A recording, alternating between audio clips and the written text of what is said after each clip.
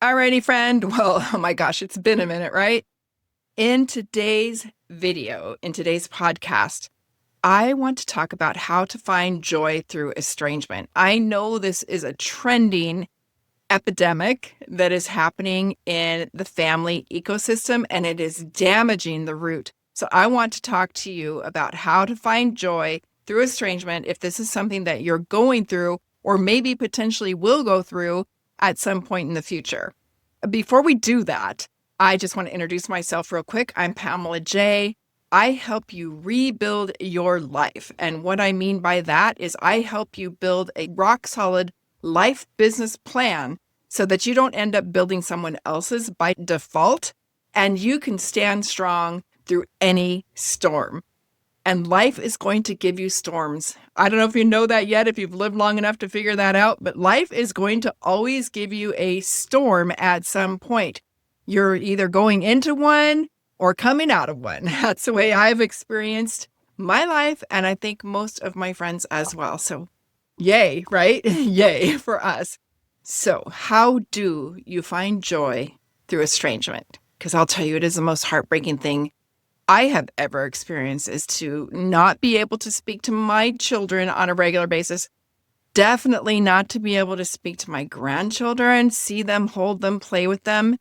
It is so incredibly difficult and so incredibly challenging. And yet at the same time, I have to live my life. You have to live your life. So what do? One, and number one, is we control only that which we can control. And guess what that is? You got it. It is you. You can only control you. So how do you control you? Well, one is you pray.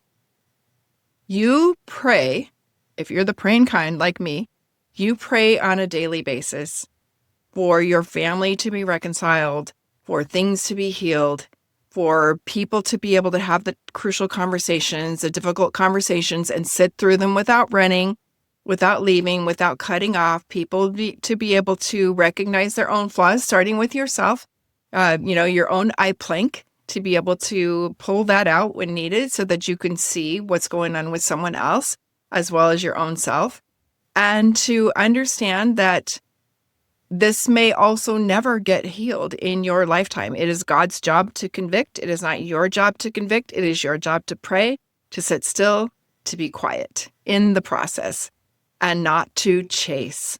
Do not chase. Do not explain. Do not rationalize. Don't do all the things that you've probably already done, because I did too. So you want to stop doing that.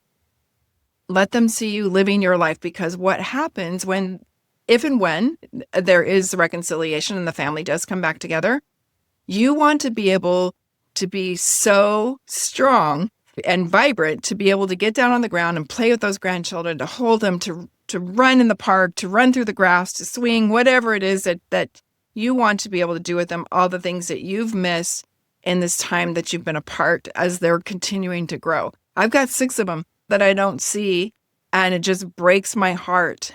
Breaks my heart. One that I haven't even held. He was born recently, so I haven't even been able to hold him. So hang in there, Mama. You can do this. You can do this. I know it's difficult, but we are the generation that is going through it. We are the generation that's going to end this, because this is absolutely the devil's playground. If the devil can break at the root the family ecosystem, the devil can then do anything.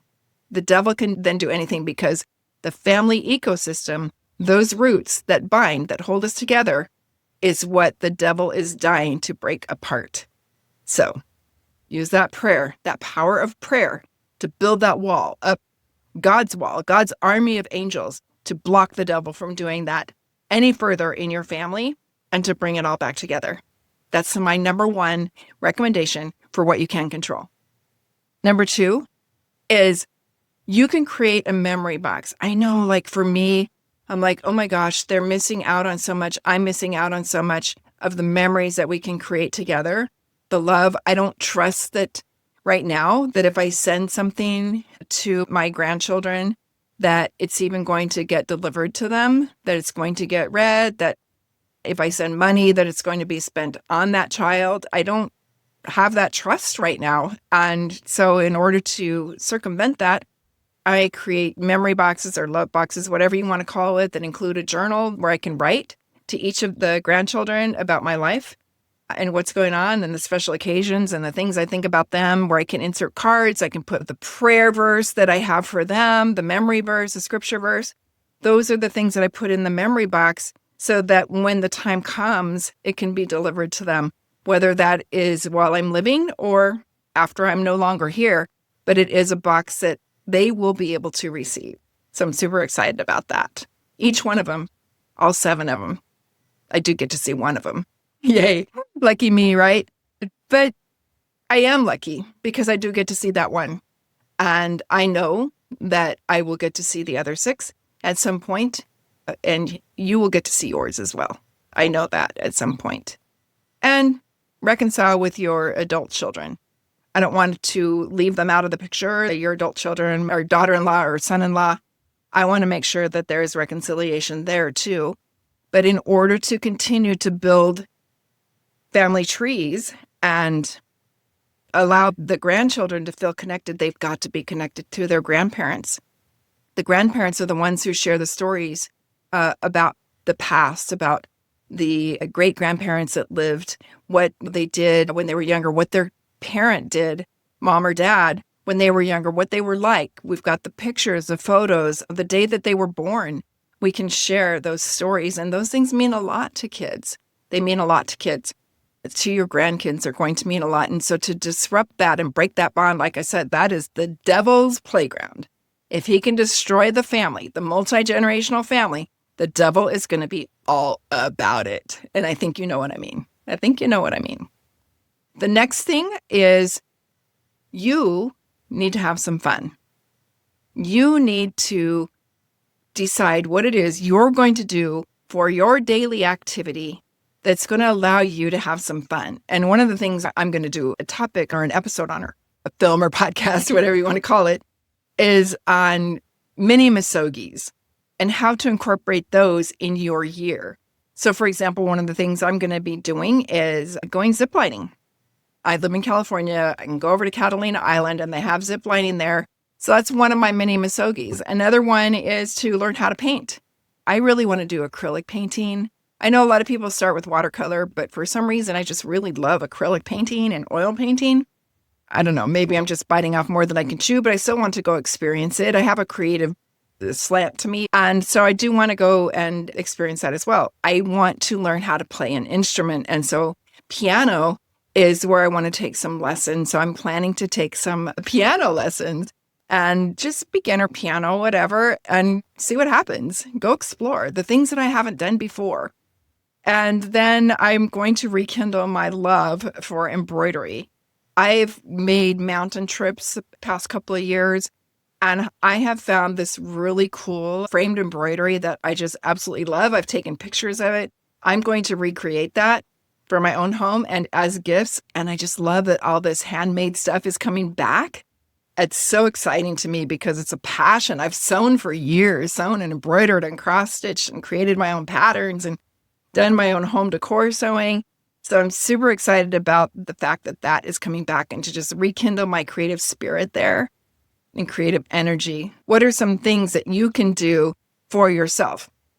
I don't want to forget about the importance of staying healthy and staying fit and working out, walking, lifting weights, keeping your strength up, and eating well.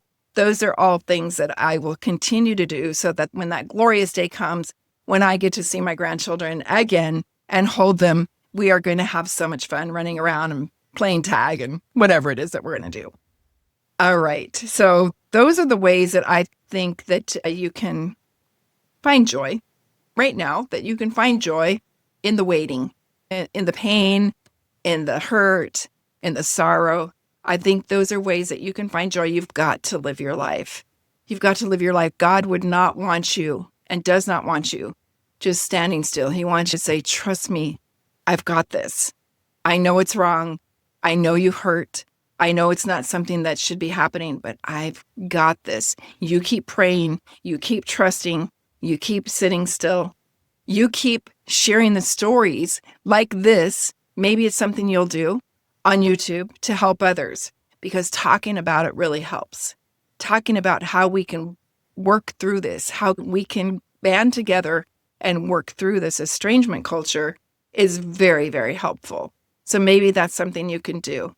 Maybe that's something that you can share. And if you don't want to do that yourself, maybe you can help me out and help others out by liking this, by sharing this. If you're listening to this on Apple or Spotify, by following, by leaving a review. And if you're on YouTube, by leaving a comment, because that really helps spread the word and gets this to people who really need to hear this message. And again, I am no expert, and I am also here for the rules, not the exception. So I'm not here saying that there's no small exception that real abuse exists and that estrangement has to happen. So I'm not even for that person. I am for the 99.9% of you where that doesn't truly happen.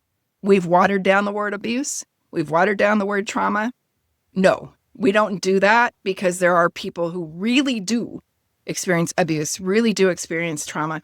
So I am here, like I said, for the 99.9% of you who are going through estrangement without really diagnosed and serious abuse or trauma. Not the watered down versions. Not the watered down versions. I reject all of those watered down versions and labels. 100%, I reject them. If you found value, do like, comment, share, all of the things. YouTube's going to recommend a video of mine for you to watch next. So make sure that you do that. It should pop up here somewhere. Until next time, find joy in the everyday.